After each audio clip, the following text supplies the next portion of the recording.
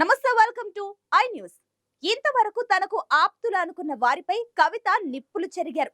నన్ను బలిపెట్టి మీరు మాత్రం బయట తిరుగుతారా అని ఆక్రోశం వెళ్లగక్కారు.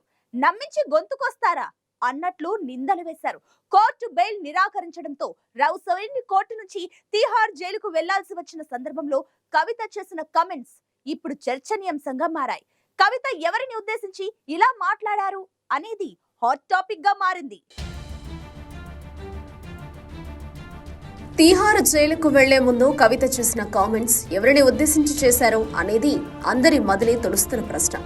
దక్షిణ భారతదేశంలో లిక్కర్ వ్యాపారం చేసే వారికి ఢిల్లీలో మద్యం షాపులు ఇప్పించడానికి సౌత్ గ్రూపు ఏర్పాటైంది. ఆ గ్రూపును కవిత లీడ్ చేసిందన్నది ఈడీ చేసిన ప్రధాన ఆరోపణ.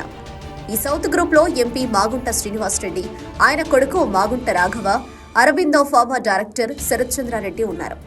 వీరందరూ కలిసి వ్యాపారం చేయాలని నిర్ణయించారు. అయితే స్కామ్ బయటకు రాగానే వారంతా అప్రూవర్ గా మారారు. కవితే 100 కోట్లు తమను అడిగిందని కవిత చెబితేనే తాము డబ్బులు ఇచ్చామని వారంతా ఈడీకి చెప్పేశారు. కవితకు తమకు జరిగిన సంభాషణ రికార్డులను ఈడీకి ఇచ్చారు. దీంతో కవిత నిండా మునిగారు. ఈడీకి ఆధారాలతో సహా దొరికిపోయారు. అప్రూవర్స్ గా మారిన వారు బెయిల్ పొంది బయట తిరుగుతున్నారు. దీంతో కవిత తీవ్ర ఆవేదన చెందినట్లుగా తెలిసింది. లిక్కర్ వ్యాపారులు తనను ఇరికించి వారు మాత్రం సేఫ్ అయ్యారని సన్నిహితుల వద్ద ఆవేదన వ్యక్తం చేశారట. ఆప్తులనుకుని చేరదీస్తే తననే బలిపెట్టి బయటపడ్డారని ఆక్రోశం వెళ్లగక్కారు. కోర్టు హాలులో కవిత మాట్లాడిన మాటలు వింటే ఇంతకాలం తన వెంట ఉన్న వారిపైనే ఆరోపణలు చేసినట్లు స్పష్టంగా అర్థమవుతుంది. బీజేపీకి ఒకరు ఎలక్టోరల్ బాండ్స్ ఇచ్చారు అని కవిత ఆరోపించారు.